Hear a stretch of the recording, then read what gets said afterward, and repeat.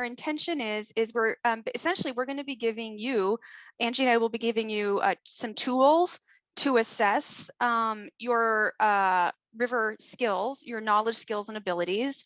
And after that assessment, we're going to also offer up some resources and tools for you to further develop those knowledge, skills, and abilities.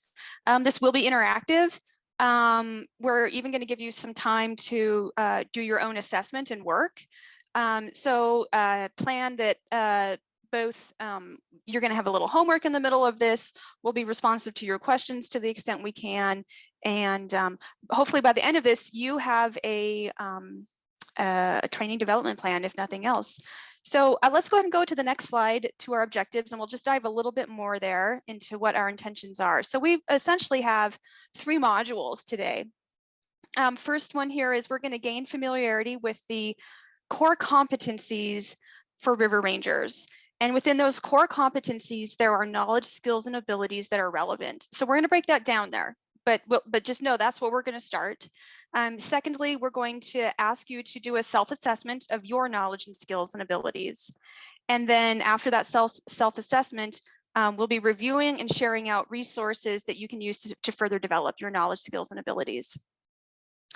Let's go ahead to the next slide.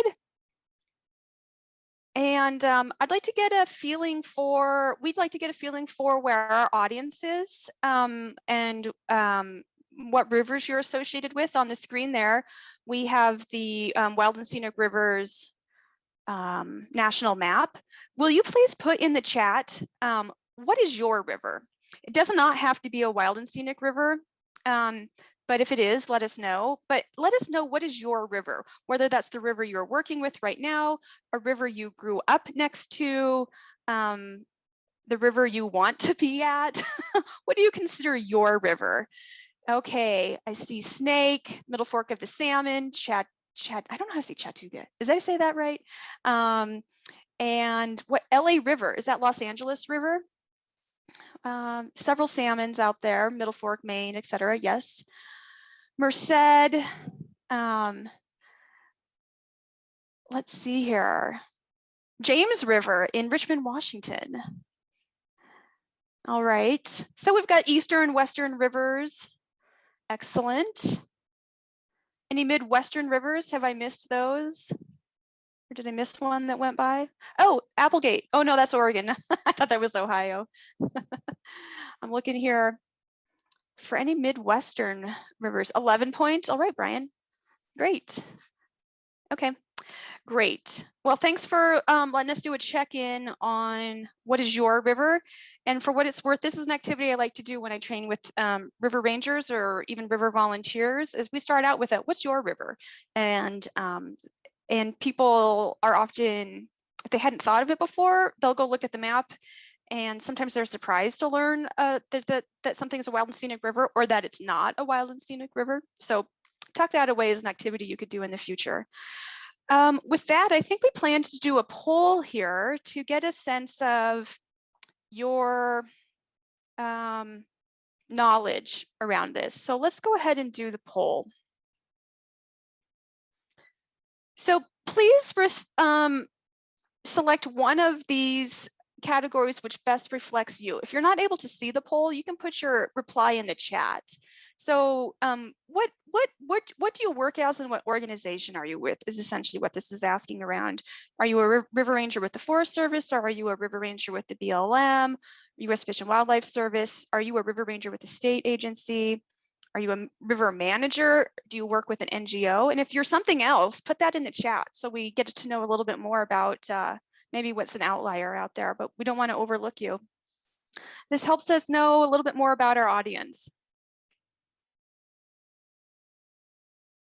Looks like we still have a few more people to respond. And again, if you can't see the poll, why don't you drop in the chat where what your work is and what organization you're affiliated with. Okay, thank you, Brian. You're working as a resource assistant with the Wilderness, Wild and Scenic Rivers in the WO. All right, I'm gonna go ahead and close the poll here. Yeah, go ahead. Okay, so it looks like the greater majority is river rangers with the U.S. Forest Service. And we have next behind that other. So what are the others out there? I'd love to see in the chat what organization you're with and what your role is. That way we can, mindfully adjust and make sure that we're addressing your perspectives. And I see that nobody replied for River Ranger with BLM, Park Service, U.S. Fish and Wildlife Service. Yes, but I see Brad Blickhand is on the line and you are with the Park Service, Brad. So we do have a Park Service person. Okay. Oh, well, maybe you selected Federal River Agency Manager. Okay. All right, well, thank you. That helps us learn a little bit more about our audience here. All right, let's start to dive into our first module, and that is learning more about core competencies and knowledge, skills, and abilities. First off, what I want to share here is I am going to share a link in the chat so that you have this website for source information. If you want to follow up later, save this website so you can do that work. Do that follow up. The Office of Personnel Management, OPM, this is a federal office and it establishes policy around personnel practices for all federal agencies. One of the things they do within that is they set up core competencies for all fields of work that the federal government hires people to do. Core competencies are used to assess and select candidates for a job, for example. So if we're hiring a river manager, there is a set of core competencies that will help evaluate and assess and select the best candidate as a river manager. That that no one's using sort of made up criteria, that there's a standard common set of evaluation criteria for different types of jobs. Core competencies are also used to assess and manage employee performance. So I'll use another example here. A river manager should have these types of knowledge, skills, and abilities, and we're going to assess their performance around these things. Next up, core competencies that the OPM develops are used for workforce planning. Like we realize, I'll just use an example here, that perhaps through research, OPM realizes there is a need for people with extra emphasis in certain core competencies across the federal government. Well, then there's an intention to start hiring more people that have those core competencies. And lastly, their core competencies can be used to build up employee training and development, which is how we're going to use it today. We're going to use these core competencies for river managers and river rangers to help you create a training and development plan. And so anyways, my point here is core competencies exist all across the federal government for all walks of jobs. We're going to focus on the river piece of that today. There's some for wilderness, for example. They're all over the place. Everything has a core competency behind it. And so you can learn more about that if you look at the OPM website. And essentially, competencies specify how a job should be done and what a person needs to do to successfully do that job. It's the foundation of a position description is another way to think of that. So let's go ahead and go to the next slide. So within core competencies are knowledge, skills, and abilities. So, and I'm just giving you the theory. We're gonna see this live here for river rangers. So there'll be major categories of core competencies, and then within that, there'll be bullets below that say, here's the 5 ways, here's the 5 knowledge, skills, and abilities that are needed to deliver on that core competency. I'm gonna put in the chat a link to learn more about knowledge, skills, and abilities in the theoretical sense. But basically, so save that link if you want it later. But anyways, knowledge, skills, and abilities, these are the sort of sub-attributes of a core competency. And these are the itemized specific things that are needed to perform a job successfully. They're usually acquired through experience, education, and training in the field of the work.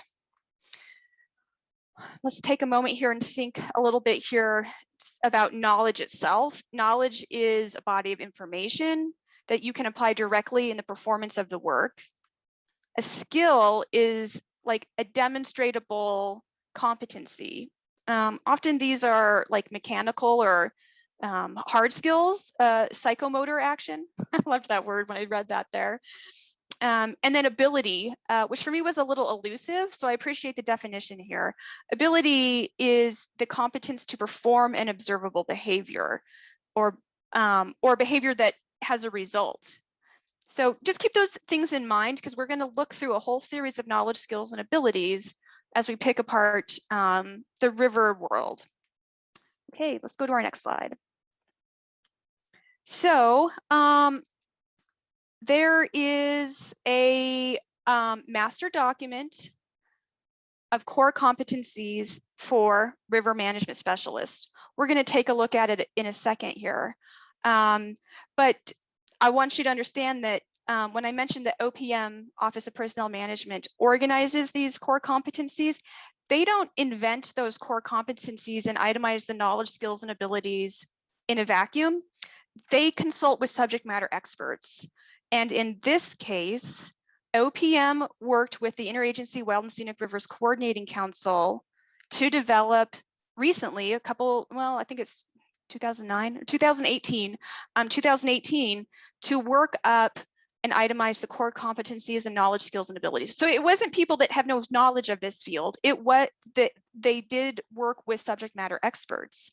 And in this case, it was the Interagency Wild and Scenic Rivers Coordinating Council. And for a quick reminder, Interagency Wild and Scenic River Coordinating Council, that's an organization that's comprised of the four major agencies, land management agencies that work with wild and scenic rivers, and a number of key partners and stewards. So we know we have a number of Forest Service people in the audience here. The Forest Service has representation on that council, and one person who represents the Forest Service there is Steve Chesterton, the Wild and Scenic River Program Manager. He's not the only one, but he's one there. Okay, so let's take a look. Just check on my notes here. Yeah, so we're going to take a look at the document. And I think what I'll do here is first, if you want to grab, you have two options here. If you want to grab that PDF link or the, what are those things called? The little barcode thing there that Angie put up for us. The QR code. QR code, right. You can look at it this way. I'm going to take over the screen sharing and walk you quickly through the document. So anyways, go ahead and grab those, and we'll come back to this slide as well. If you also want to see where it's located, you can go to rivers.gov, and there's the address. So we'll come back to this slide. I want to get our review underway here. So let me share my screen, and we'll do a walkthrough.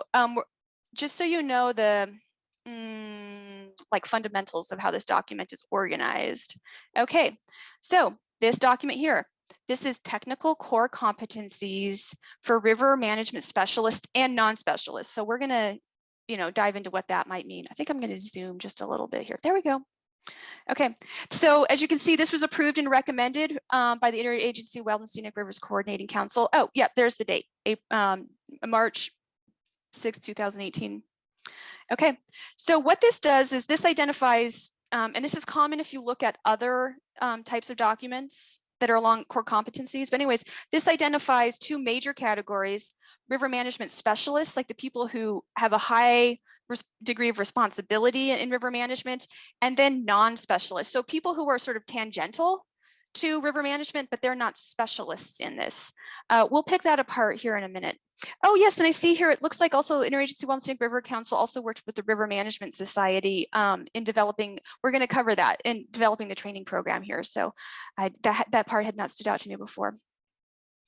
So we'll scan down a little bit here, and it itemizes within these two major categories river management specialists as there's three levels.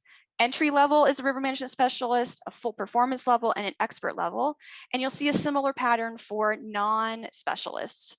But the language is a little different, but it's recognition that they know some fundamentals, that they have a coordination level, and they may have a leadership level in a non-specialist context. Okay, so then so we understand there's like different types of people who work in and around wild and scenic rivers. I might default and say wild and scenic rivers, and I don't mean only that. this does cover non-wild and scenic rivers as well. So then we have the competency areas, those core competencies. And in this case, there's 8 for rivers. And we're going to dive into the details later of what these are. So don't worry about trying to grab every little thread here. I just want you to see that there are 8, and there's a range of them. The first one is about wild and scenic rivers history and law. The next one is about other policies that relate to river management. Jumping ahead here, there's one here about field skills. There's another one here about natural and cultural and recreation management and monitoring. We'll jump to the last 2 here. There's one here about information management skills and collaboration engagement techniques. So these are the core competencies that have been agreed to that are essential for anyone working in river management, river specialists and non-specialists. And there are KSAs underneath all 8 of these core competencies. And we're going to learn more about those in a minute here. I'm just giving you an overview, all right?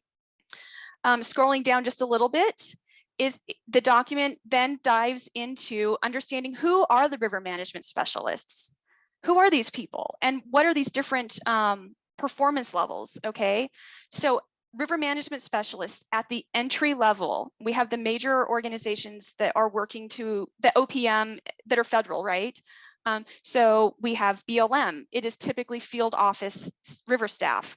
River rangers. We'll jump to the Forest Service. Entry level is river rangers, seasonal river staff, river crew leads, river manager assistants, and in the Park Service, this would be field and regional river staff, seasonal river staff, backcountry park rangers. So jumping down to what the full performance level looks like. We'll jump to Forest Service because we know we have a lot of people there. That is district or river management lead. That's a person like myself. A district ranger on a multi-wild and scenic river district. So my district ranger on the Hungry Horse Glacier View Ranger District, this is, he's a district ranger on a multi-wild and scenic river district. Regional and forest and district staff with river management responsibilities as a part of their duties. So these are, this line here, and just like the others, they're sort of calling up the typical titles, knowing that they're not district rangers for the Forest Service are, that's subtly different between the Fish and Wildlife Service, BLM, and Park Service, but that's sort of pure set there. And then moving on down to that expert level that are river management specialists. We'll just focus on the Forest Service column here. We're looking at regional wild and scenic river staff, national wild and scenic program managers, interagency coordinating council representatives. We're talking about people in our Washington offices, things like that. That's considered the expert level for river specialists. Let's take a look here at non-specialists real quick. So these are people who are tangential to river management programs. So that recognition level, that sort of beginner level in the Forest Service, that looks like non-river field technicians and trail crews. So I have that in my program here. We have wilderness rangers, trail crew who work in a river corridor, interact with river recreationists, and need to have some knowledge of the Wild and Scenic River program. They're not doing that work day in and day out, but they need to have a little bit of knowledge. Another example is your frontliners, your visitor information services staff, etc. Moving on up here at the coordination level, we're looking at non-river resource specialists, engineers, and planners. So these are like your associated wildlife biologists, your resource specialists, that fisheries specialists, etc., who need to have some notion of the fundamentals of river management, but they don't need to be experts at that. And then at the leadership level, line officers, national and regional directors with program oversight. So they're not subject matter experts, but to be a leader as a non-river specialist, we recognize that there's some things for this person to know. So, so this is the who, and it breaks it all down a little bit. And what we're going to look at next, I'm just going to jump back up real quick for you, so you see how this works.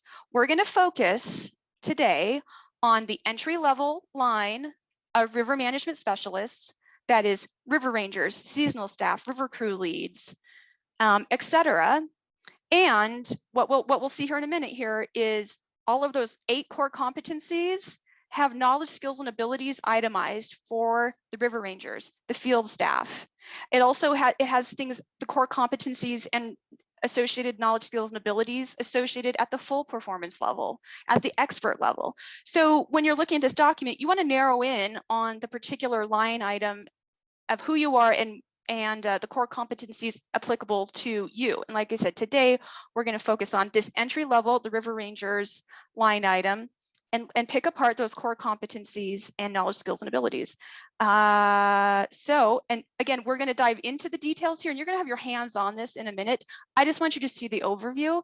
So remember that very first core competency, it was Wild and Scenic Rivers History, Regulation, Policy. And then this is for the river management specialists. Then it says at the entry level, here are the KSAs that river rangers should have. It also below that goes to that full performance level. So river managers, they should have the same things as entry level and some more knowledge, skills, and abilities, okay? And at the expert level, they should have the same things as below and some more items, more knowledge, skills, and abilities. So I'm just going to drop us down to the second core competency, the one that said other relevant laws to river management. And again, we see entry level, we see some knowledge, skills, and abilities, and the pattern repeats itself, okay? So in a minute here, we're going to start picking apart the knowledge, skills, and abilities at River Rangers. So what you see on the screen right now, we're going to get hands-on with that. But I just want you to understand how the whole thing is organized. And also if you're take away that if you're aspirational and you want to start working, you're at that entry level and you feel that you've got those knowledge, skills, and abilities dialed in, well, and you're aspirational and you want to be a river manager, well, start looking at that full performance level. Start looking at the things that are at that next level that you can start acquiring. Another way to use this is, let's say you're a river ranger and you want to work with your frontliners or the trail crew, the river or the wilderness rangers, et cetera. You can jump to the section of this document that was for the non-river specialists. You can look at the core competencies and the specific knowledge, skills, and abilities that generally are recommended for them to know. And you could work up, oh, hey, they should know this. And if you hadn't already been sharing that information with them or training them on that stuff, now you have a little tickler list to work with them to do that. And that will make them better at their job, which in turn helps you do your job better. Okay, so with that, I think I'm going to go out of presentation mode. We'll go back to the overview of this technical core competencies document. And we'll just make sure that everybody really soaks up where to find this document, okay? So I see that Angie put in there the link in rivers.gov of where it lives. That's great. You can also navigate there if you lose the link, which I always do. It's in rivers.gov, then it's publications, then it's technical papers, then it's council white papers, and then there's core competencies for river managers, all right? So I want to take a moment here and just check myself and see, Angie, was there anything that you think I should have spent a little more time on or you want to add on to from what I just covered? I think you covered most everything. You know, I would just say that, again, this is a great tool, great resource, as Colter mentioned a couple times. You know, if you're at the entry level, as far as creating like a training plan, working with your supervisor, or even just seeing what might be ahead as you try to further your career in river management or being a river specialist. So. Yeah, so our next module here, and I'm pausing before we dive into that module, but our next module, we're going to get hands-on with those KSAs. But before we do that, I just want to ask if there's any questions in the audience around, and please put them in the chat, if there's any questions around OPM or the very fundamentals of what a KSA is, just sort of this theory, because I would just want to make sure we address that before we start to really get hands-on. So we'll pause here if there's any questions around that. I'm wondering, for people who've applied for jobs, federal jobs, have you seen KSAs, knowledge, skills, and abilities, the little reference sheet when you apply, and it says knowledge in this, skills in that. That's pulling upon a master core competency. Carter, you say yes, you've seen that. And so for a person like me who would be hiring river rangers, etc., I am looking at resumes and applications to see how well the applicant addresses those KSAs. So you can put out a really excellent resume and application, but know that somebody like me is screening it through screening your application through the lens of those KSAs. They're included in job announcements, but you now have the tools to go look at those KSAs yourself and kind of dive in a little bit deeper. So thank you, Carter, for sharing that. You've seen that before. Well, I'm trying to give a little time for percolation for questions here.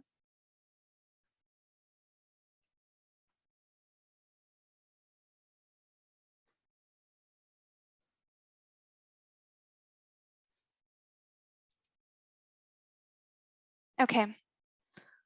Well, since it seems like the audience is solid on that, I think we'll move on. If you're ready, Angie, move on to the next slide.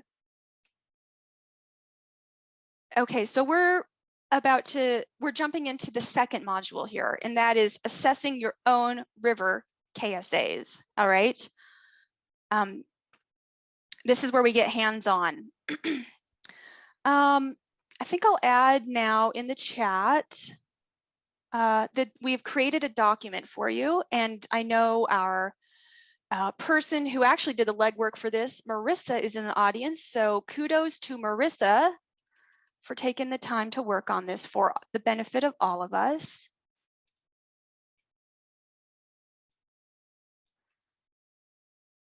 Okay, so what's coming to you is an Excel spreadsheet. What we did is we pulled out and put into this spreadsheet all 8 of those core competencies and the KSAs underneath that. So we pulled that from the technical document, the thing we just reviewed. And if you want to open it up, and I guess we can open it up on the screen too, if that's necessary. I guess we didn't plan to do that, but in this moment, Angie, I'm thinking if somebody needs us to do that, in fact, maybe I'll just do that here real quick as I'm saying that. We'll just do a little visual for everybody. But I'm hoping that everybody is able to download this, and because we're going to have you, this is a self-assessment tool here. So maybe I'll just orient everybody to it so you're not lost. Okay, and I'll share my screen, and it'll take a little configuring for me to make sure I have it in a Zoom mode that's appropriate for you. Okay. So what is in this spreadsheet here is a River Ranger knowledge, skill, and ability self-assessment. So it starts right at the beginning, that first core competency, and we looked at that one already. And there were the KSAs that appeared below that. To deliver on the core competency of knowledge of Wild and Scenic Rivers Act, history, law, regulation, and policy, these are the KSAs that are required. Knowledge of the Wild and Scenic Rivers Act of 1986. Knowledge of benefits and values of wild and scenic rivers. Knowledge of eligible and suitable study rivers. Knowledge of agency regulation, policy, and guidelines. All right. And then ability, those like sort of more physical or like demonstratable things. Ability to describe the origin and purpose of the act. Ability to describe the excuse me, wild and scenic river values. And then last, skilled at communicating to the public the basic wild and scenic rivers concepts and management policies. And this document goes through all 8 of those core competencies. What we have set up for you here is for you to do a self-assessment of, oh, I jumped too far. Whether you have, so this is for you to do here in a minute, we're going to give you work time for you to say, I have no knowledge, skill, or ability in this thing, or I have some awareness of it, or stepping it up there so you see the color gradient, I have performed this knowledge, skill, and ability, like I'm doing this stuff. And then that highest level, I am very experienced in this, I can do this very well, I'm very experienced in it. And then the last two columns there, the one that's in green, and we're going to ask for you to assess yourself, do you know of resources on how to do this? And if I know there's not a lot of room to write there, but we're going to be asking you to share resources that you know. So if you're able to take some notes on that, that would be great. And then the pink one there is, I need resources. I need more resources to develop myself on this knowledge, skill, and ability. So a little checklist for you there. To the right, there's notes. So if you want to write in some notes for yourself. This document is oriented in 11 by 17 for printing, but you could change it if you need to. And I'll just jump to the bottom here. It just continues so on and so forth, as they say, on down for you to continue to assess yourself. No knowledge, skill, ability, some have performed your experience, etc. And it continues. So if you look in total, there is quite a few knowledge, skills, and abilities.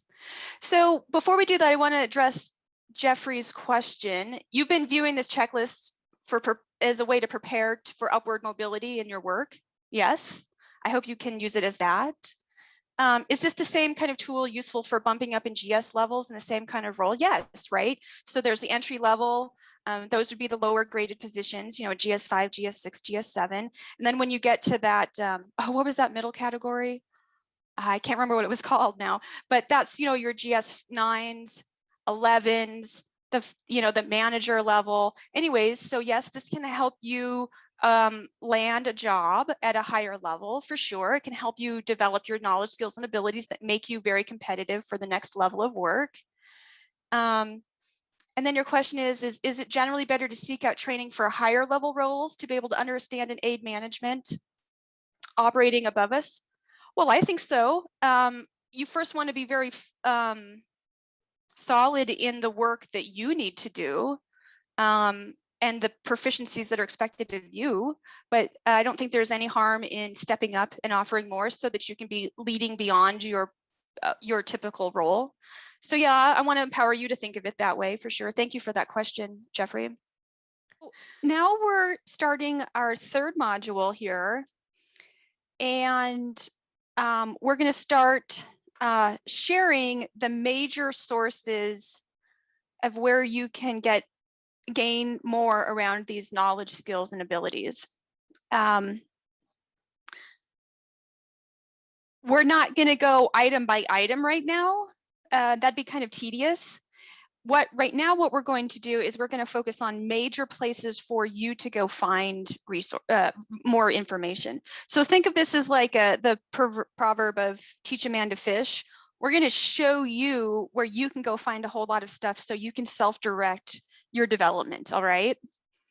And with that, we're going to turn it over to Angie, and she's going to share the resources with the River Management Society, which this is an impressive list. Buckle up, everybody. There's a lot in here.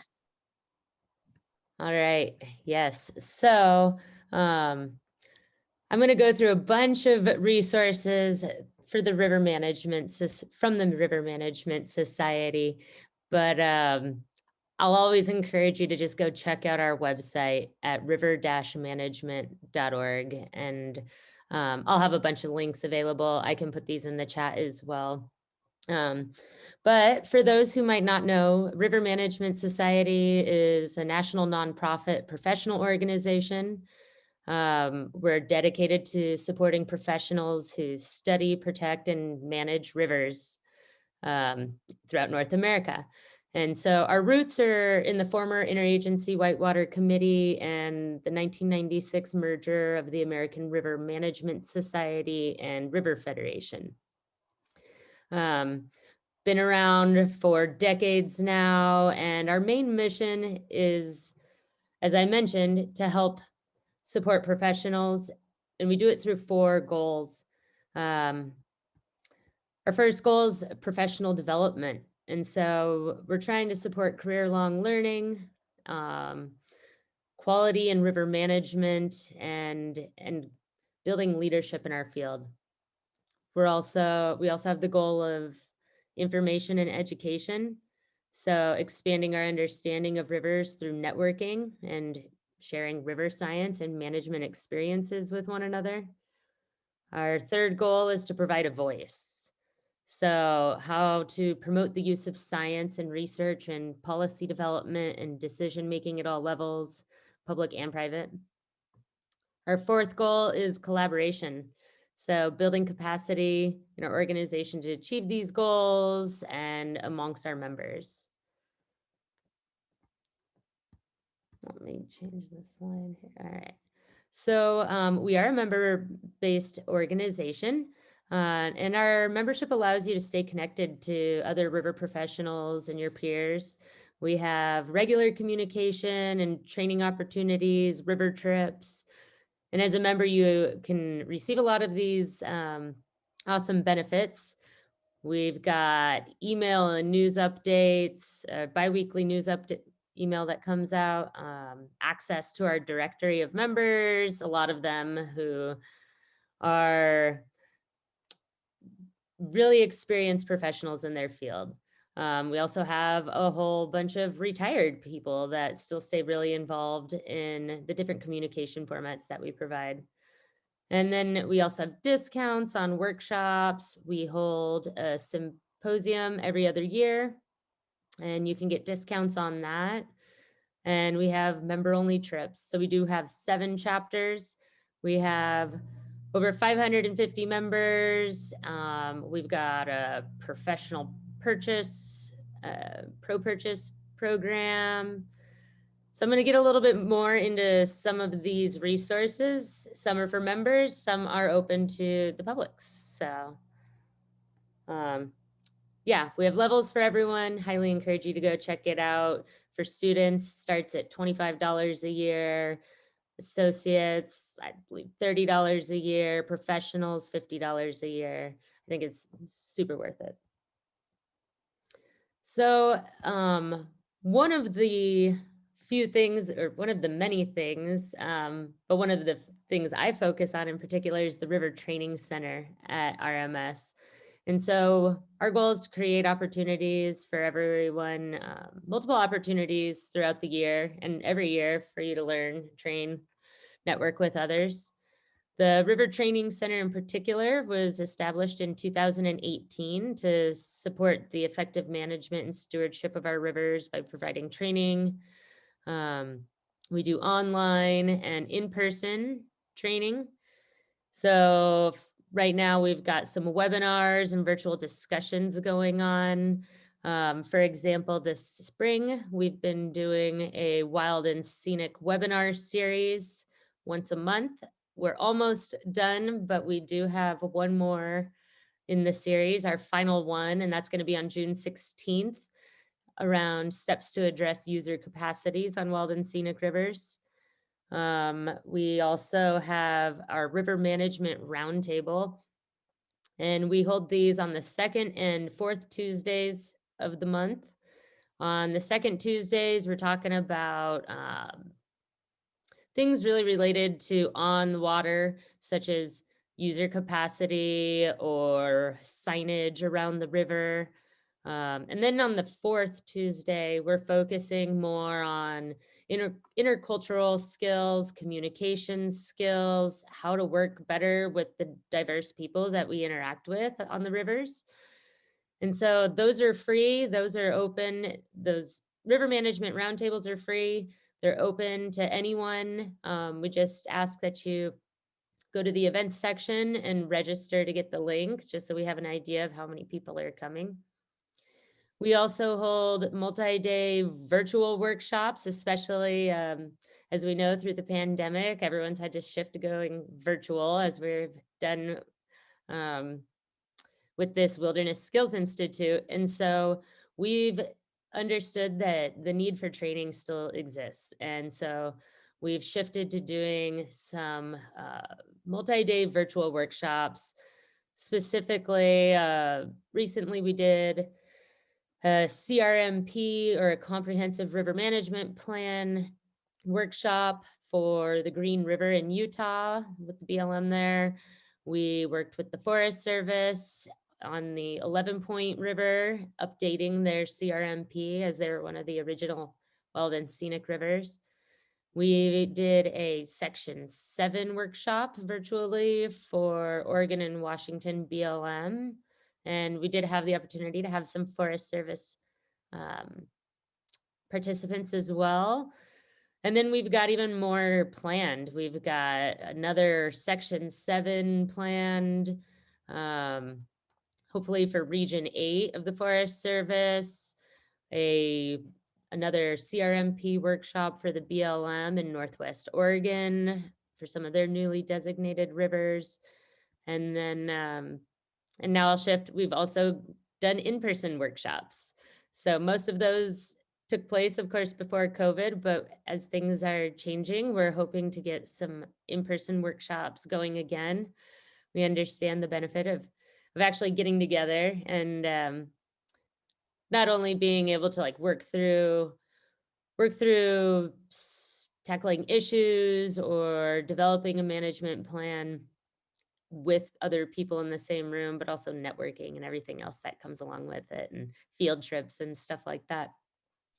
So some of the in-person workshops that we've done in the past have been, for example, we did one not too long ago on wild and scenic river values in Alaska. We did one on managing wild and scenic rivers in Bend, Oregon. We worked with the DeSoto Ranger District to do the Black Creek Wild and Scenic CRMP workshop in Missouri. And we have one tentatively scheduled for Northern California this fall. It'll be an interagency workshop about 2A or 2A2I rivers.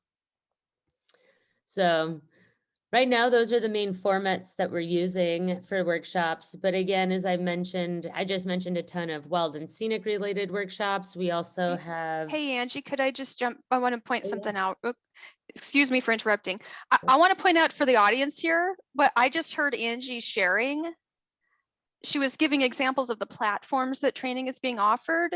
And I know she has more coming, but she was talking about the subjects that River Management Society and the training center is offering. And I'm picking up all kinds of stuff that is on the KSAs. So I heard her mention a number of things that were around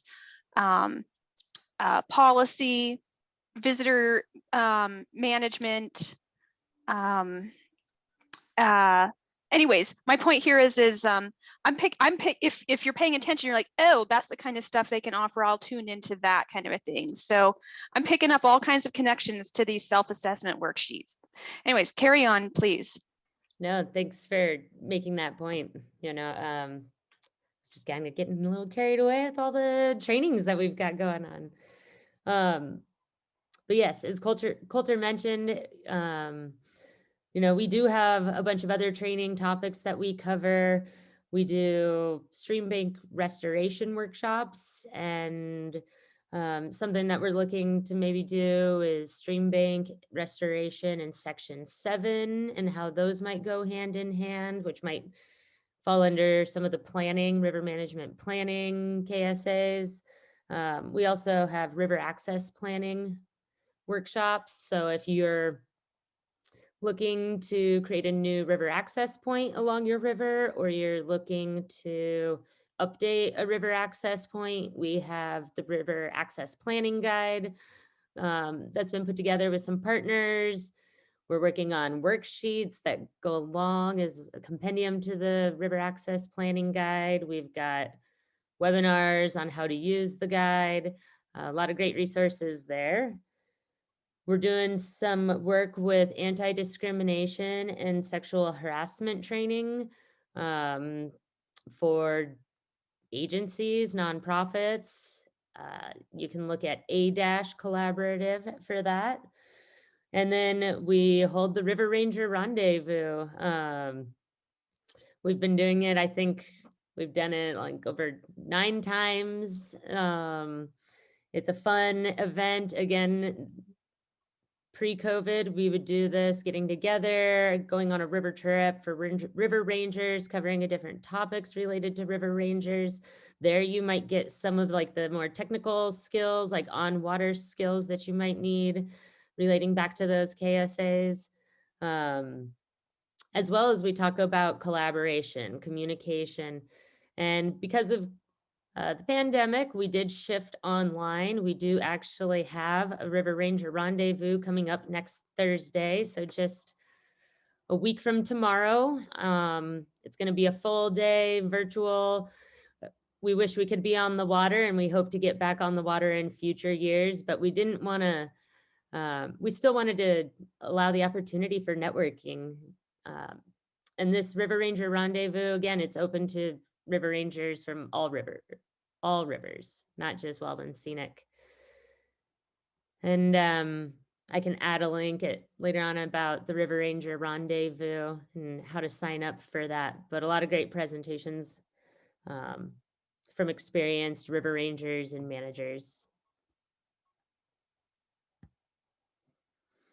For all of our training, I really highly suggest that you just visit our River Training Center webpage. We keep it pretty up to date there, continuously listing the different opportunities. There you're going to find registration links. You might find a link to an agenda,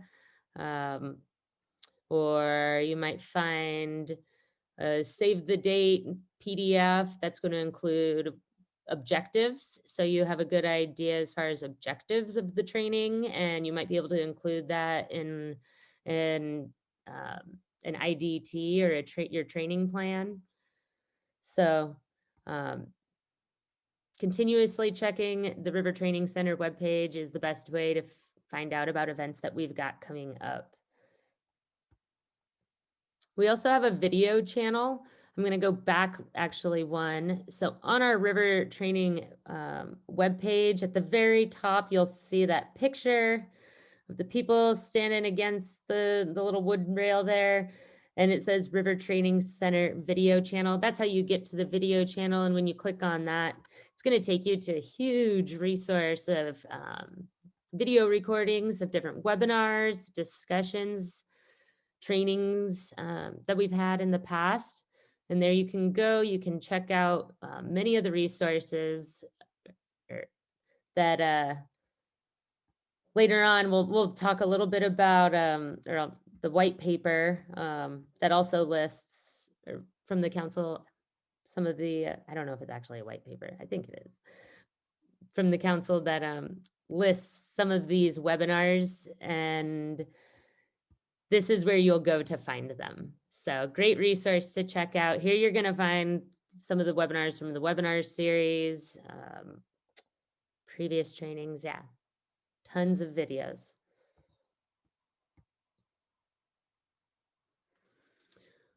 Another great resource that I just like to share, and this is for members, but I think it's a great tool for people who are looking for information and also willing to share information, is the RMS Listserv. So when you're a member with RMS, you can email out a question. For example, we had someone who was seeking fire pan standards and wanted to know if there was any information for fire pans on federally permitted rivers. And it's hard to see. I tried to screenshot it, but there was like dozens and dozens of responses from river managers and people working on different rivers throughout the country, sharing a lot of great resources. Some of them shared pictures and diagrams and PDFs. So this is just a really great way if you have a question or an issue that you're dealing with and you don't know who to turn to, you can always send it out on the listserv.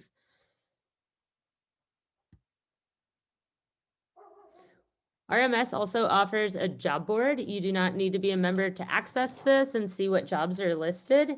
It's continuously changing, updating. There's jobs posted nearly every couple days, every day. This is just a screenshot I took a couple weeks ago, but highly encourage you to go check out the job board. Includes jobs from partners, but we also have a spot on our website for positions with our partners. Those include full-time as well as some seasonal and internship opportunities. as you can see here, we've got some with like the Wyoming Game and Fish Department, Alaska BLM, National Oceanic and Atmosphere Administration. So lots of great jobs posted here as well.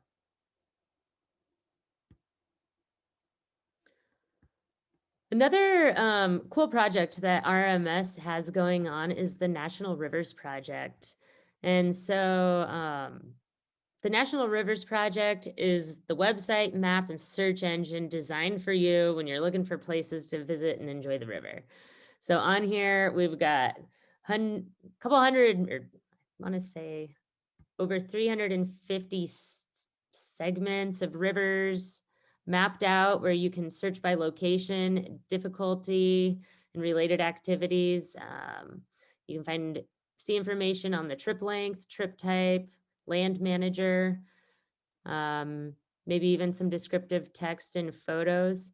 So the goal of the National Rivers Project is to increase the visibility and use for water trails, wild and scenic rivers, and whitewater sections.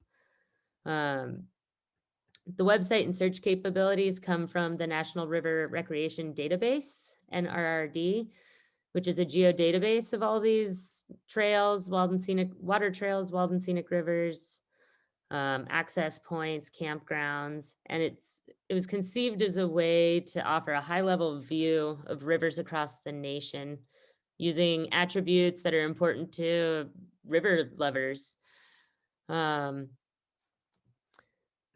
It can also direct visitors to definitive and detailed resource that will help you plan your visit. So highly encourage you to go check it out, poke around, look up your river, look up the river you might work on if that's different than your river that you mentioned at the beginning today. But a great way to find a bunch of information about different river segments in a user-friendly form.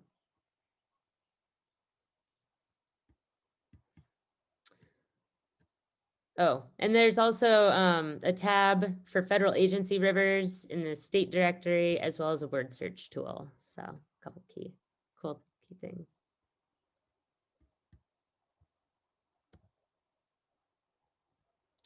Another program that RMS is involved with is, or I guess kind of involved, that RMS is really kind of the holder of the cup for is the River Studies and Leadership Certificate Program. So this is for those of you who might still be in school or those of you thinking about returning to school.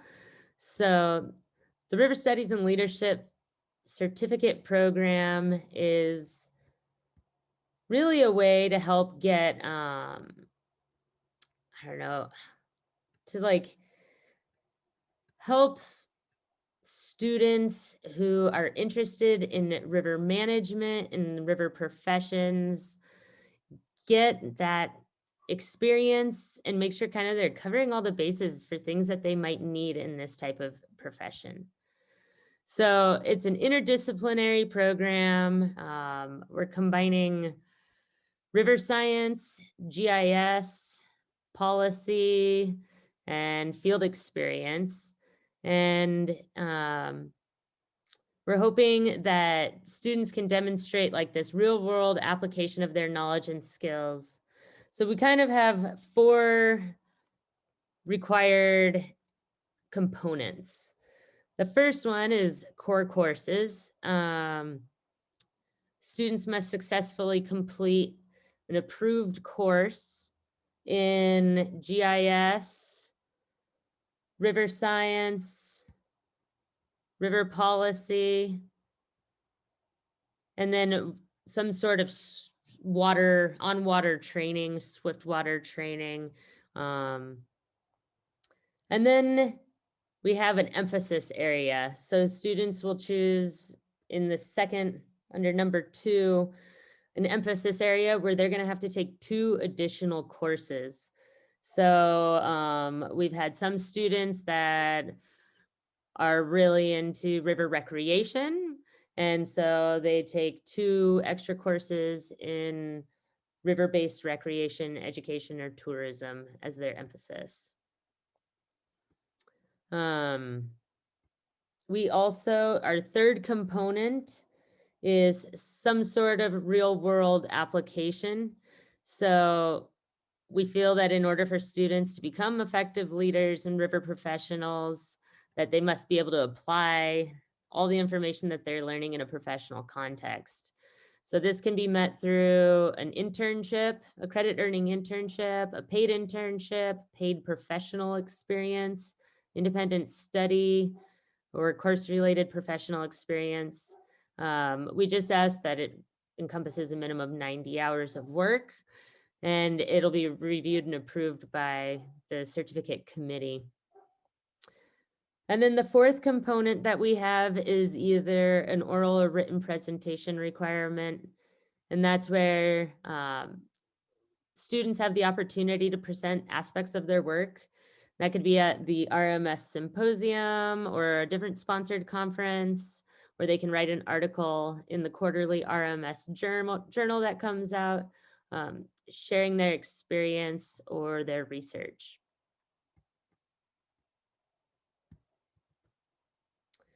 So currently we're working with, I think we're up to 11 institutions.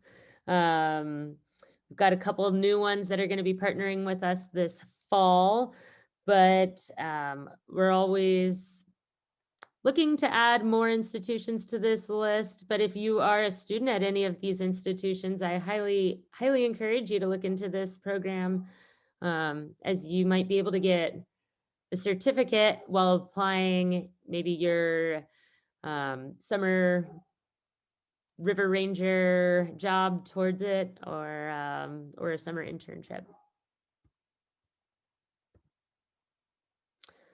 And then we've had just some of our successes with this program in particular. We've had over 25 students complete the program. Recently, we had one student receive the Lapham Fellowship at American Rivers, which is only awarded to one person every 2 years. So that was really exciting for her.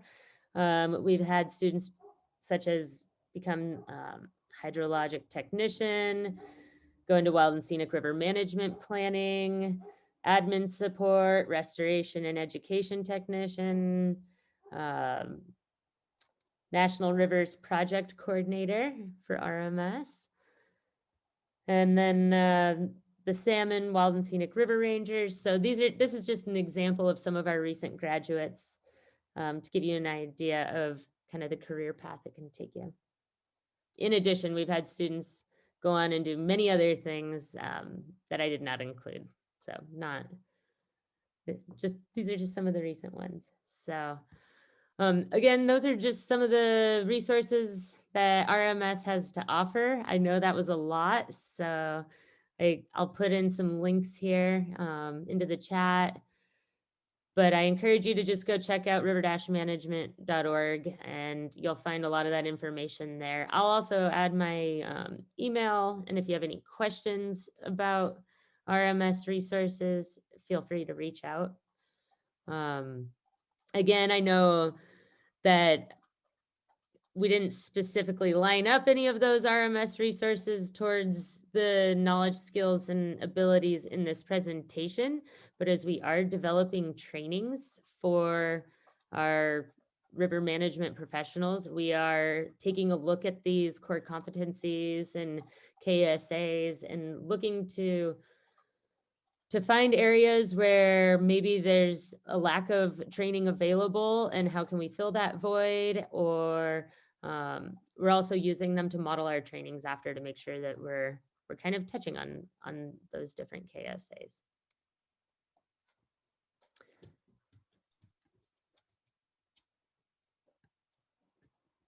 So time for me to take over. Yeah. Okay, thank you, Angie. Mm-hmm. Yeah, I want to emphasize, I of course saw this presentation beforehand as Angie and I were preparing it, and I'm so impressed. I mean, I'm a River Management Society member, and I've participated here and there in webinars, symposiums. I've read articles from the journal they put out, and so like I said, I've participated here and there. But when she went through the full breadth of all that River Management Society has to offer and the River Skills Training Center, I think I might have messed the title up, but the training center, it's so dense with, it feels to me very, very dense with resources that will help you pick away at these knowledge, skills, and abilities. So pretty impressive for me. Okay. Oh, thank you. There's somebody there's saying they're interested in the certificate program, and it looks like there's a question on undergrad students. Angie, do you want to answer that one, but so we don't get too far from that? Yeah, so we, depending on the institution and their approved courses, we have programs. Some are for undergrads, some are geared towards graduate students. So there's opportunities for both. And I asked also if anybody was thinking they might go to the River Ranger Rendezvous, and I think Angie's going to put in a link for that as well. For what it's worth, the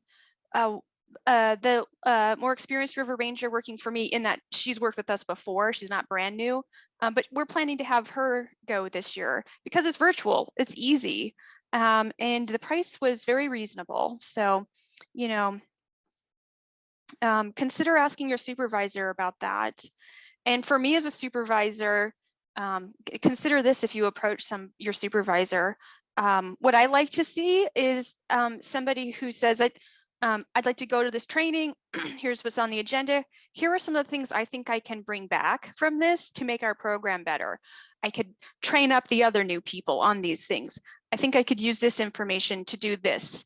So always keep that in the back of your mind if you want to make a proposal to go to some training, is have a plan on how it makes it worth investing in you and how you will pay it forward, so to speak. And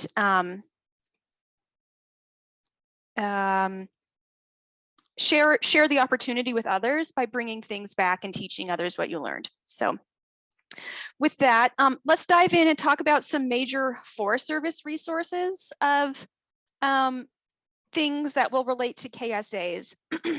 This is sort of a dense set of text here. At the bottom is the link for all of this stuff. And I will include the snapshot slide here afterwards. But what this is about is the Forest Service manual and handbook sections that relate to KSAs. And if you're not familiar yet with Forest Service manual and handbook, there's the manual, there's the handbook. I'm not even going to dive into the differences between the two, but there's a guide. And if you read the link here that we're going to put in, that directives link, it explains the difference between the two. But it's organized into sections, and it has its own sort of Dewey Decimal System, if you will. So you see those numbers on the screen there. If you want to focus in on those numbers, you will be able to self-direct to where that's filed. So you're not searching in the blind. So let's focus on that first bullet. River Recreation Management chapter section in the Forest Service manual. That's what FSM is. You would want to look for 2345. All right, there's a whole series of things related to river recreation management that applies to the Forest Service under 2354.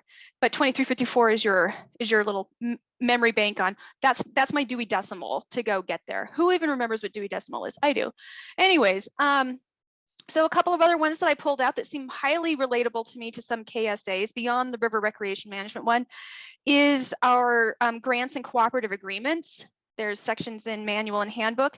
For me, that relates to the 8th KSA, collaboration and engagement. All right. And then there's our multiple planning sections there related to NEPA, forest planning, wild and scenic river evaluation. See all those little chapters there. And I'm looking at my self-assessment KSA document. That relates to number 3, river management planning. That relates to number 2, other relevant laws and policy. Really, that's the big stuff. So number 2 and number 3, a lot of planning stuff would apply there. Okay, next bullet, special uses and outfitter and guides. Special uses being the umbrella for things like outfitter and guides. Also under special uses is recreation events. Maybe your river has recreation events on it. Maybe you have non-commercial group uses. Maybe you have research permits.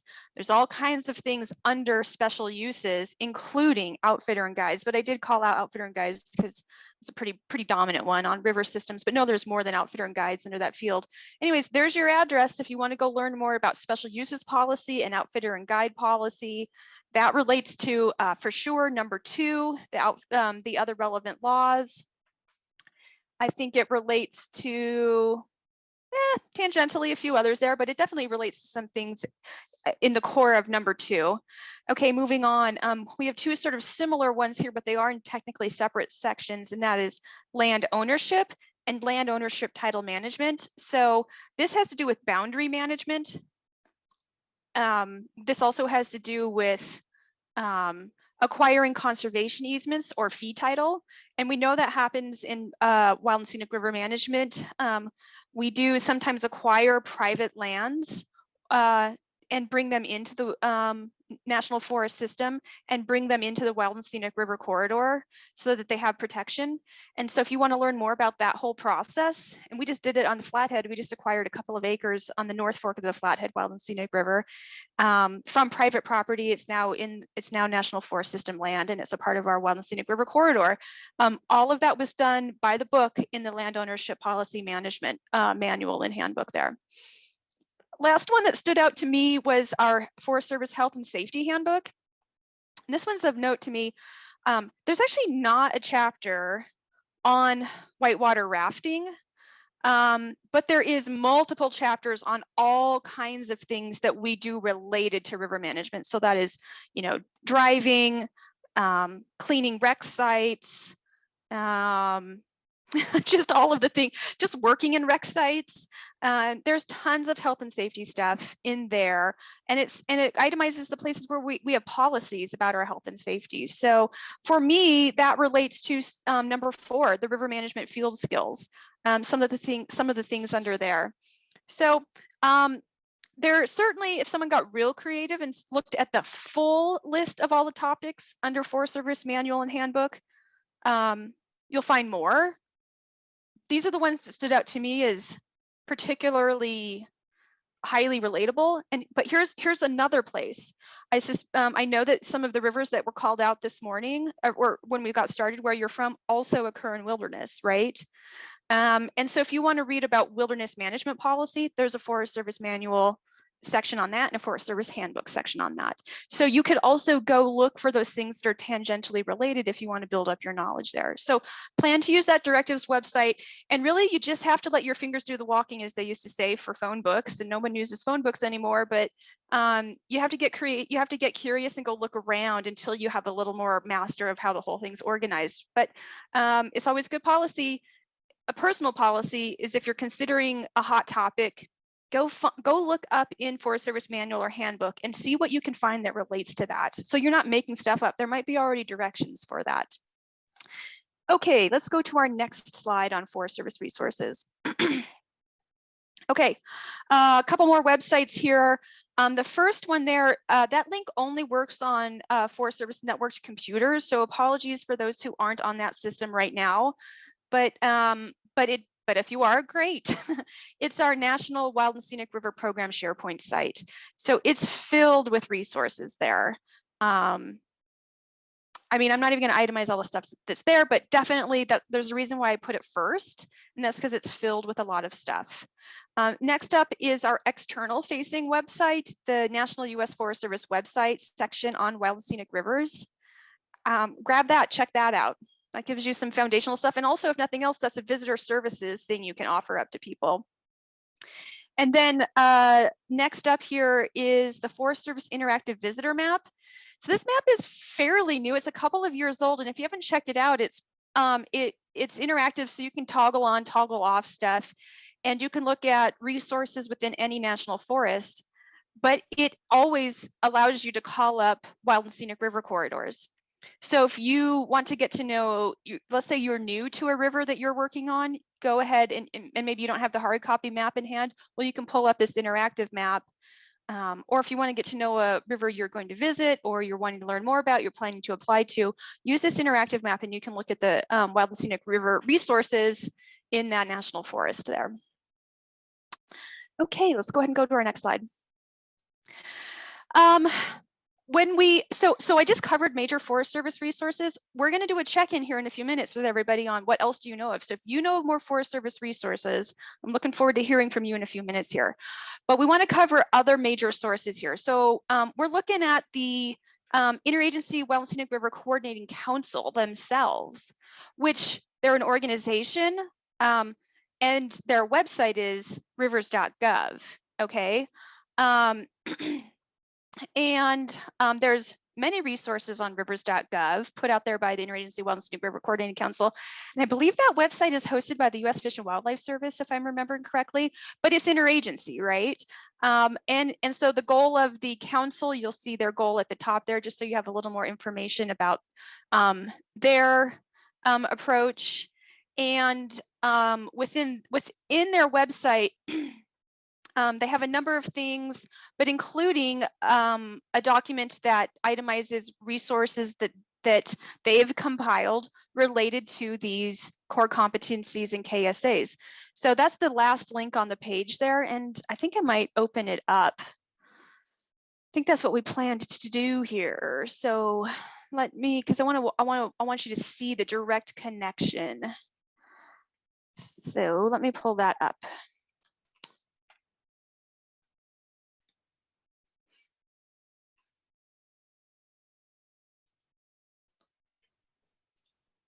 And I just added the link in the chat as well. Great, thank you, Angie. Okay, so one of the documents on rivers.gov is this summary of interagency training needs and available resources, okay? And I'm gonna just drop down a little bit. It gives a little background there. But look at that, competency area. Number one, the first one that we are now very familiar with, the Wild and Scenic River History, Law, Policy, Regulation, and Policy. They are noting resources that they have here, web-based training, which is the EPLES curriculum, if you're not familiar with it. This is all free online training, and Wild and Scenic River Council papers. So a number of resources there that they've put together for us to use. So that second one, and I believe other relevant laws and policies was one of the places you all wanted to get more resources on. So they're pointing out the second module and the 13th module of the BLM EPLES online training best relate to the other relevant laws and policies, as well as these white papers. So I'm not going to walk through the whole thing, but I want for you to realize that you can find that for yourself. And actually, I'm going to go back to rivers.gov. I'd like to ask for in the chat, who here has used rivers.gov before? And if you have, I'm interested in what resource you found most used, what you might go to most commonly. What's something you jump to? While I wait for some answers there, I'm just going to point out, you can get information on the national system. One of the things I use most frequently is the Wild and Scenic River table. It gives the mileage administered by agency and their classification. And I've used that when I'm training people on understanding the bigger Wild and Scenic River system. All kinds of management resources.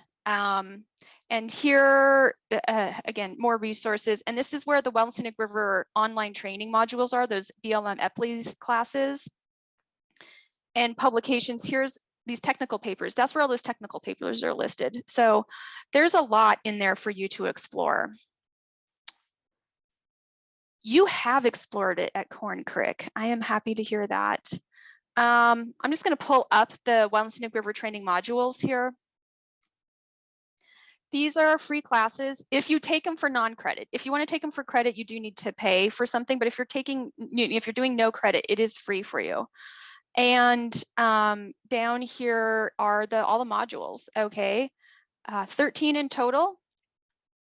So I know several of the KSAs that you worked through include Alaska information and ANILCA or Alaska context. And if it's really important to you to fulfill that Alaska piece, it's not for me. I don't work in Alaska and I'm not planning to work in Alaska in the near future. But if it's important to you, Module 13 is going to help you fill out all of the ones that relate to Alaska.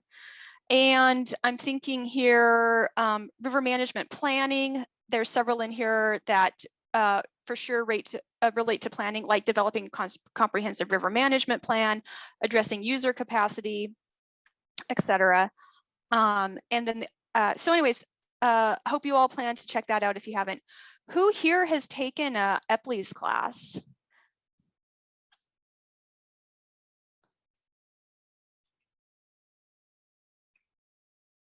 I'm going to stop sharing my screen. Bradley, you have, looks like. Thank you, Chris, for sharing how you've used rivers.gov. You use the Q&A function. I haven't used that way. I'll check it out next time I've got something stumping me. Okay, let's go back and share our slideshow. Yeah, if you don't mind real quick, Colter, I did want to point out on that document that Colter was sharing here, which is the summary of the training resources here.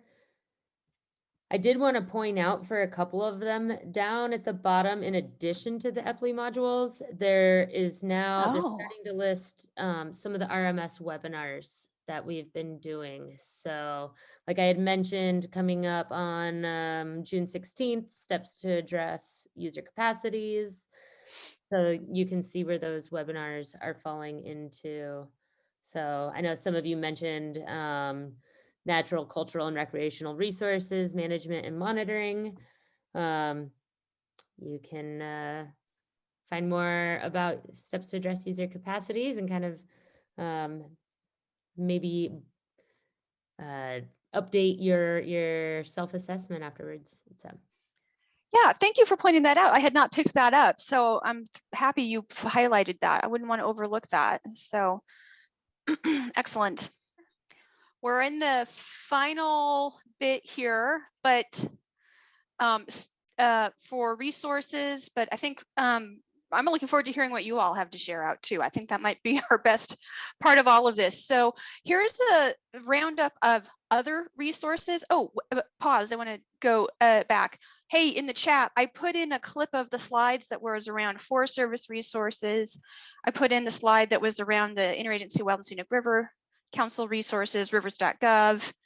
And what's the last attachment is the one you're seeing right now. Okay, so you have those available to you. And you can also just jot down names, right? Because anybody can Google. But here are major resources that are partners, industry leaders, other river stewards, and they have many things in their programs that they offer, their content they offer, et cetera, that relate to some of the knowledge, skills, and abilities. So just running through stuff really quick here. We've got the National River Project, the Interagency Visitor Use Management site there. That's the second bullet. That is filled with things that relate to river management planning, number 3 there, but especially visitor use management, number 5. Filled with things for number 5 in there. All right. So next up, what stands out to me is obvious and we can't put websites for these ones, obviously, but your local, state fish and game parks agencies. You know, for Montana, if we want to know what are the fishing regulations, et cetera, that relate to our river, I've got to turn to the state fish and game agencies. So recommend that. Next one up is Center for Outdoor Ethics. That's the organization that offers Leave No Trace, filled with information on visitor use management. I think a little bit of field skills stuff, but definitely visitor use management. And then we've got a cluster of, go ahead. Colter, a quick plug. Later today, there's going to be a session from Leave No Trace Center for Outdoor Ethics, as well as tomorrow, part of the NWSI this week. So. Oh yeah. Good plug, timely plug there. Yeah, so then we have a cluster coming up here of American Whitewater, American Rivers, American Canoe Association. You know, they all have different things to offer. In some cases, it's technical skills, technical knowledge. Other pieces of their portfolio may include stewardship work that would relate to some of your KSAs. So I think you need to go to those sources and pick apart what they have to offer for you. Let's go ahead and go to the next slide. We've mentioned several times the ProValens / EPLES learning stuff, the learning program, which is those Wild and Scenic Rivers modules, but they also offer things on interpretation. So there's several things in here on interp and communication. They have several free classes on interp and communication, and they have some ones that have a small fee for as well, and they're very good. I have some of our more advanced river rangers take those things here, so I think highly of those. I don't know much about this one, maybe somebody in the audience does, but this did look into it. It sounds excellent, and that is Idaho River United, their Wild and Scenic River Stewardship Guide Certificate Program. That sounds like a very good connection there. And then we have more technical skills type of stuff. So Whitewater Rescue Institute and Rescue 3 International. The Beatles Project, unusual name, right? Well, that's around conservation education, interpretation type of stuff, communication things, very, very good. And last up, one that stands out to me is the USGS Water Watch. So that's, you know, hydro flows, but also how to interpret that data. And for me, that's around, fills in some boxes around number 7, the river management information skills, things like that. So let's go ahead and go to our next slide. We're at the end, sort of. Now we're going to turn it over to hear from the audience. What have we missed? What are other major resources that we haven't itemized yet? What did you write on your, when you did your self-assessment, that green column, you know of resources? What did you call out there that we don't know, that we didn't already hit on in some way? And I think at this point, you can put comments in chat, but I also welcome someone, if it's easier for you to explain and express yourself, to come off of mute. So let's turn it open for some sharing here.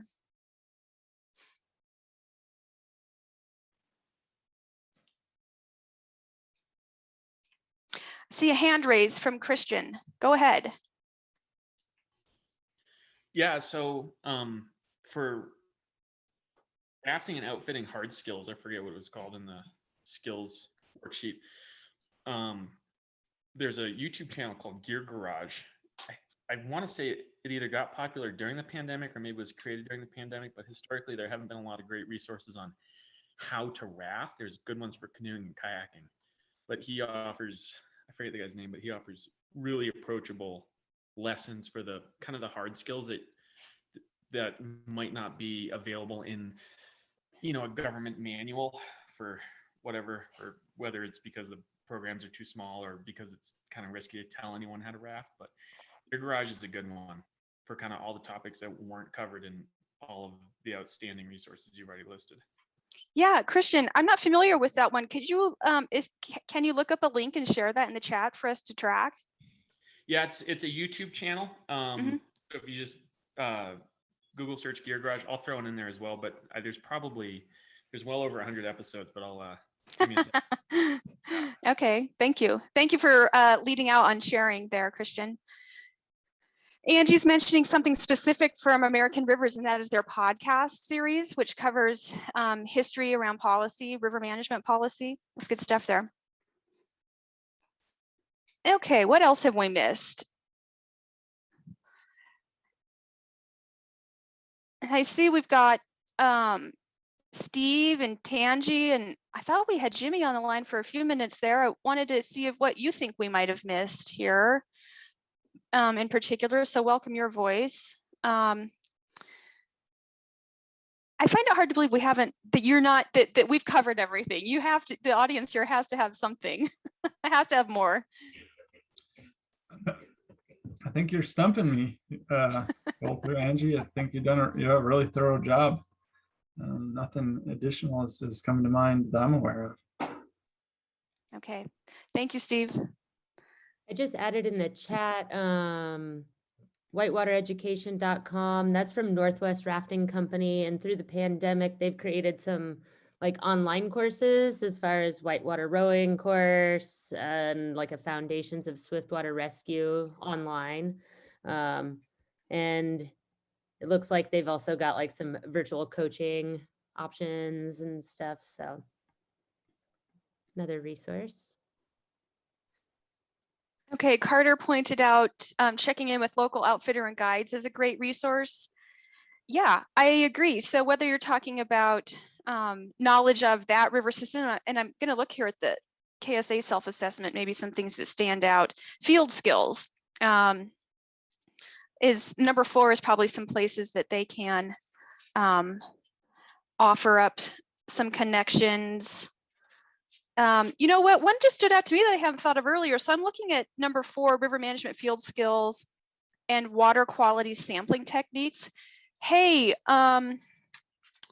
who's aware of Adventure Scientists and their Wild and Scenic River monitoring program?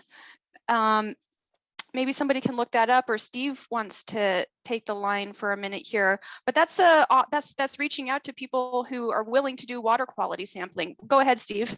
Yeah, thanks, Colter. And I'll search for the link in a minute unless someone finds it before me. But Adventure Scientists is a nonprofit based out of Bozeman, Montana, that works around the country recruiting and training citizen scientists, primarily, adventure athletes, but not exclusively, to pair them up with particular projects. And we started to engage with them back in 2018. This is Forest Service, National Park Service, and Bureau of Land Management to look at how they might be able to help us filling in some of our water quality data gaps.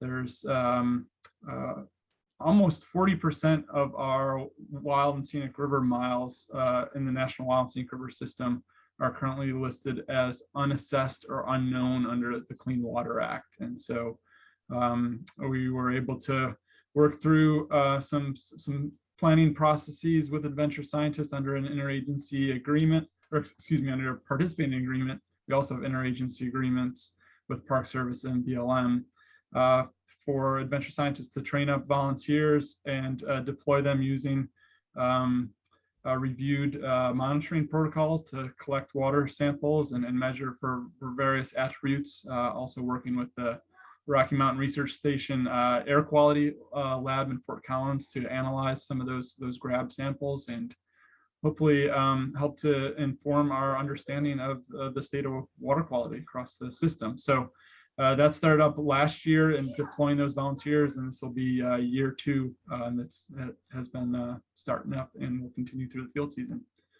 So and we coordinate with local units in every case, so there's no surprises about volunteers coming out and what they're doing. And yeah, if you're interested and want to learn more, let me know. And thanks, Angie, for putting that link in the chat.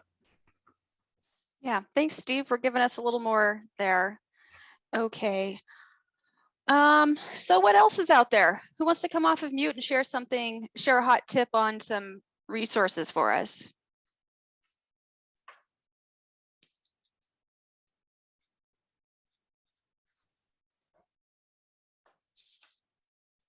Chris, you're off of mute. Go ahead.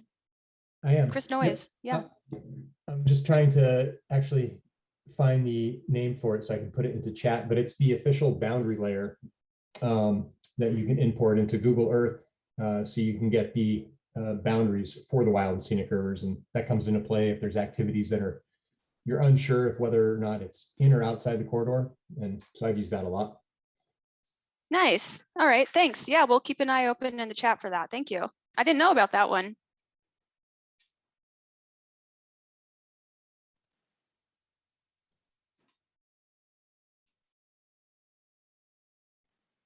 Who else has something to share?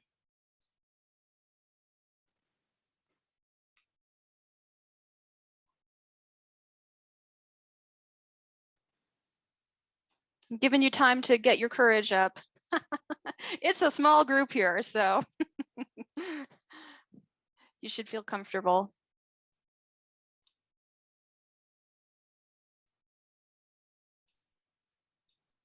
Go ahead, Risa. So smart, you can tell I'm unmuted. If anyone knows about a paddling club, like a kayak and canoe club, who might frequent their rivers, they're always a good resource. Guarantee there's somebody who's 50 or 60 years old who's been paddling your river for 20 or 30 years. About permits or experiences or what's changed or what the community is doing or thinking, because they're likely enthusiasts and they likely will be helpful. Thank you, Risa. Yeah, I agree, Risa. Paddling clubs, I don't know. Some people might be working on or live around rivers that have river keeper organizations, or like I know my local river has a watershed network, and so being involved with all the local stakeholders, you know, at least attending meetings and being aware, I could see how that would relate to collaboration. So, and just staying, Hey, oh, go ahead. Sorry. that was it. Hey, I see Corn Creek staff is sharing National Recreation and Parks Association. Can you come off of mute and tell us a little more of how you've used that resource? Are you able to come off of mute?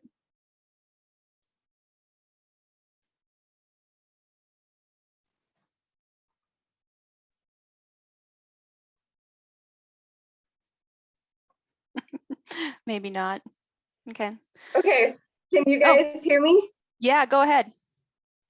Okay, so I got this from when I was in school, but I studied interpretation, and this was a really great resource when I was in school. It talked a lot about just how to speak to the public about controversial topics and keeping things pretty PC. I really like this site. It answers a lot of questions, things like that.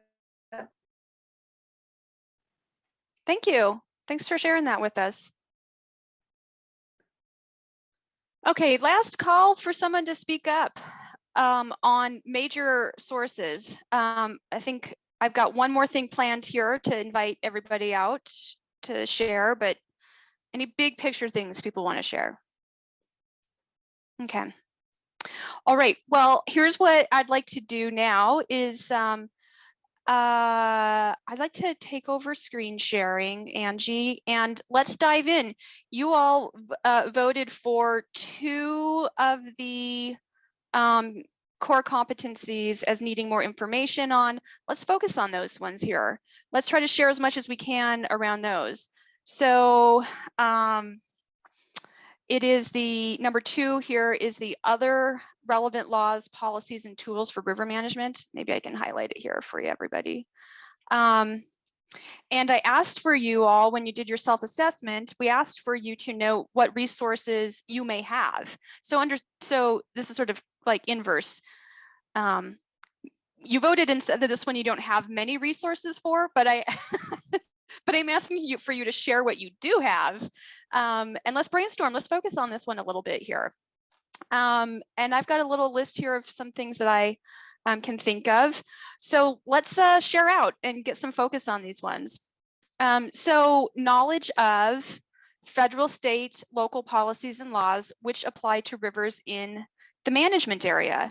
What are some resources for those? Where can you go to get more information on federal, state, and local policies and laws which apply to rivers and management areas? For me, I think I referenced this earlier. Well, I did reference it earlier here, but state laws, local laws. So, you know, that's your state fish and game for sure. If you live in if you're in a municipality, or let's say you, Flathead County where I live, they have planning and zoning laws that apply for riverfront property. So, you know, taking a closer look at your local governmental organizations there. State Department of Water Resources, good one, Chris, thank you. What other federal and state laws that might relate that you need to do a little work on here in policy. In Montana, I'm thinking of when we have the Montana Stream Access Law, and everybody's constantly confused by it. But that's one that everybody here needs to learn about. So that's just something I've learned over time. I didn't know that when I first came here, but I learned by listening to people ask over and over again, asking me questions around the Montana Stream Access Law. I went ahead to do my research for that one. I'm looking at my cheat sheet here. I'm thinking also here is Forest Protection Officer information. Those are, you know, behind all of our rules and regs is laws and policies. So anything that relates to FPO work, and if whether you're an FPO or not, somebody should still know those rules and regulations, even if you're not an FPO. Let's see here.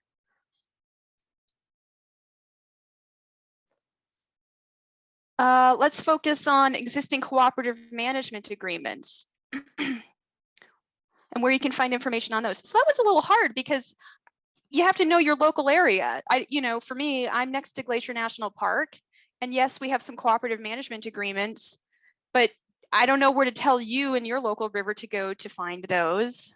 So you just have to get curious. You have to like sit back and think on what organizations might we have agreements with, and then go pursue that. And you have to ask questions of a supervisor or a knowledgeable person. What type of other cooperative management agreements that might apply to your river? I'd be interested in seeing a few examples out there. Like I said, we have cooperative agreements between Glacier National Park and the Flathead National Forest.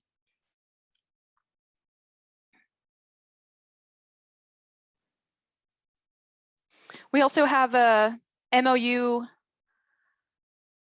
with Canada. Not the Flathead National Forest does, but the United States does. An intercom, I can't remember the name of it, but in that the North Fork of Flathead is transboundary. So there's some agreements around that.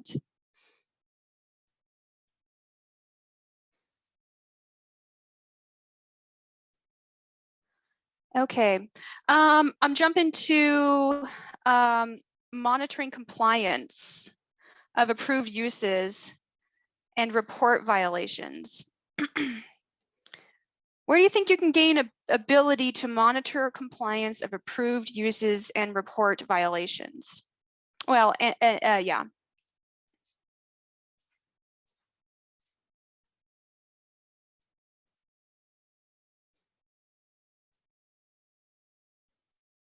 I guess that's why we're focusing on this one, is we don't have a lot of ideas around it.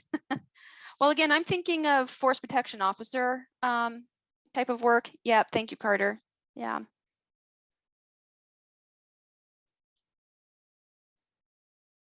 Okay, and then next up here is communicating the above with affected parties, skills in that. What comes to mind for developing skills for communicating the above things with affected parties? I've got several things on my mind there, and that is authority of the resource and wisdom. There was a session on that yesterday, I believe. So that was recorded, but it's a technique in communicating with visitors about the rules and regs that are important for them to follow. Wisdom, thank you, Marissa. I'm also just thinking of being familiar with your local rules and regulations here. You got to be able to talk. You have to know that material well in order to communicate about it.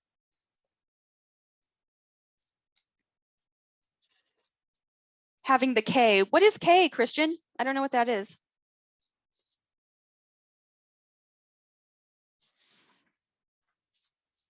Knowledge. Got it. Okay. So, Brett is sharing, talking with the recreation planner who might know more about past violations and problems. So like some history and context there. Yeah, thank you for that. So some of this isn't like, you have to go have conversations, right? You have to check in with people. And that's what, you know, not everything is a class you can take. Not everything is a book you can read. You have to go check in with people. Pick their brain. That's where I liked Risa bringing up paddling clubs and other people who've been around a long time, who have some perspective, whether it's a user or a manager. Okay, let's focus on river management planning, because I believe that was the other one that you wanted more resources on here. So basic planning principles and processes, including stakeholder involvement. What resources and ideas do you have around that one?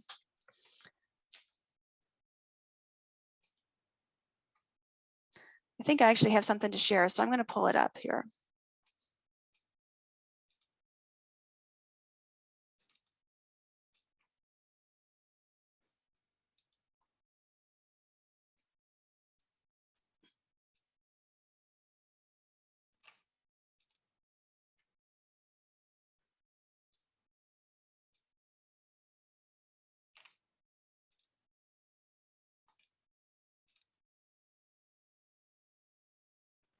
Okay, here we go.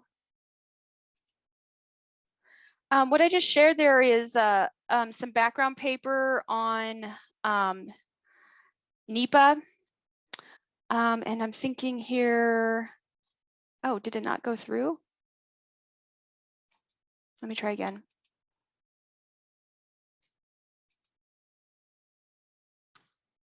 Oh, this is a PNG file. I might not be able to share it. Yeah, sorry, I can't share that. Well, anyways, what I have on my cheat sheet here is several resources around NEPA.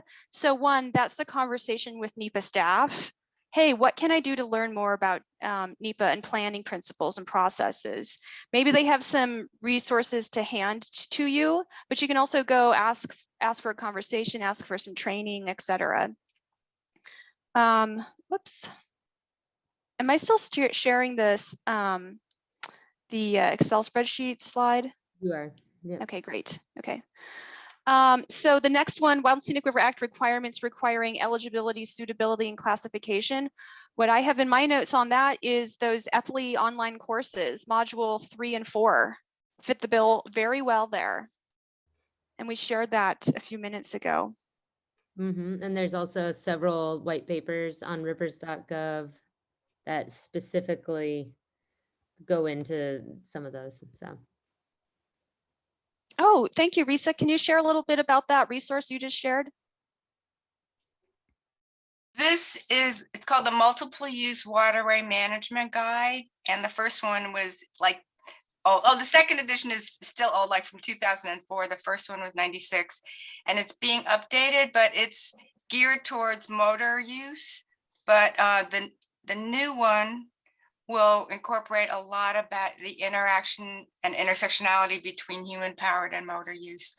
So tugboats and barges down to stand-up paddle boards. But there's a section even on the old one that's about planning. It's just a framework for planning big projects, and it's really good. Okay, thank you. Great. I'm going to make note of that. I'm going to add that to my notes there. Okay, I'm looking next at Wild and Scenic Rivers Act. Oh, I just added a link for the Conservation of Environmental Quality, which is a citizen's guide to NEPA and planning. That's another resource for you related to all this planning stuff. I have in my notes here, Wild and Scenic Rivers Act and agency policy requirements for comprehensive river management plan. Well, there's the whole online training module 6 specifically for that one, but there's also rivers.gov white papers on comprehensive river management planning. So excellent go-to sources there. Okay, next up, I'm looking at legal requirements and Interagency Wild and Scenic River Council guidance on addressing user capacities. Guess what? There's an online module for that one.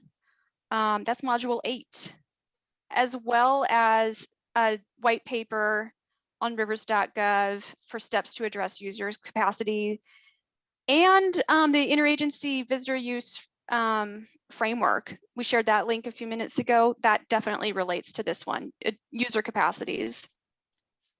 What else do people have out there for addressing user capacities in wild and scenic river corridors?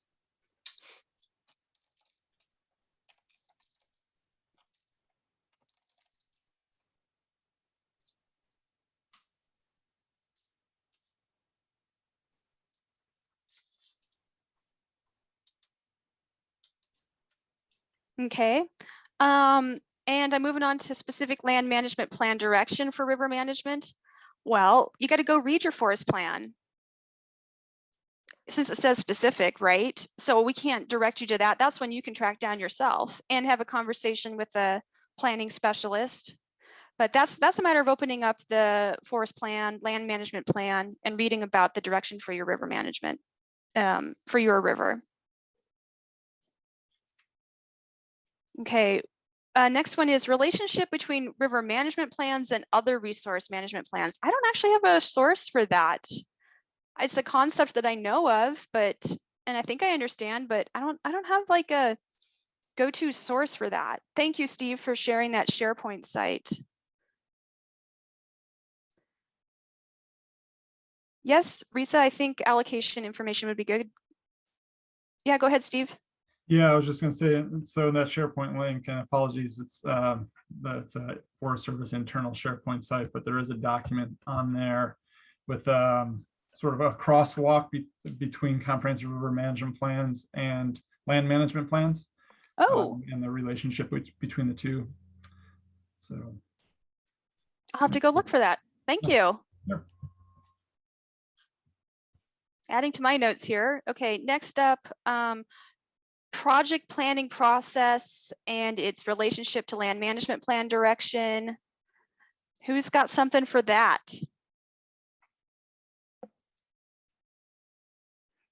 For me, this is more around learning more about NEPA from those who specialize in that.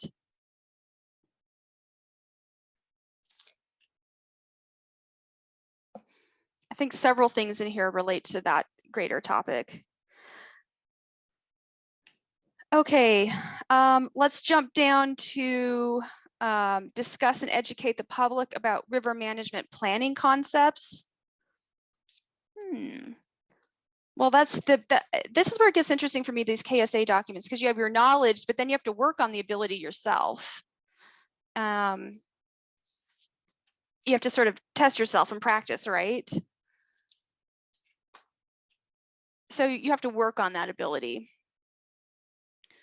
Risa, can you share with us more about the allocation, river use allocation document there you shared? Yeah, it's that link goes to a page that has a book kind of all separated into chapters, but it talks about allocation as different than capacity. So it's not a capacity situation. And it kind of talks about how many rivers in the country, mostly Western, have allocation systems that are all different because they were developed at different times by different people. And it goes through the rationale for many of the different kinds of allocation systems. Thank you. Yeah, it's very helpful. It's a little old, so a little bit might be dated. It's like from 2008 or something, but very thorough. Okay, well, for me, I've gotten to where I was hoping to get to today, and that is one. Let's do a review here. What we've done today. We oriented you to the concept of core competencies, knowledge, skills, and abilities. I did need to make a correction from something I said at the very beginning. We reviewed that technical document that has all of the KSAs and the core competencies, those 8 core competencies and all of the KSAs below that. I misspoke. That's not currently adopted by OPM. But it is still very useful from a training and development standpoint. And here's the way I look at it. I recently looked at 2 river ranger position descriptions for jobs that were about to be advertised, and they were itemizing knowledge, skills, and abilities in almost the same exact way that we've seen here today.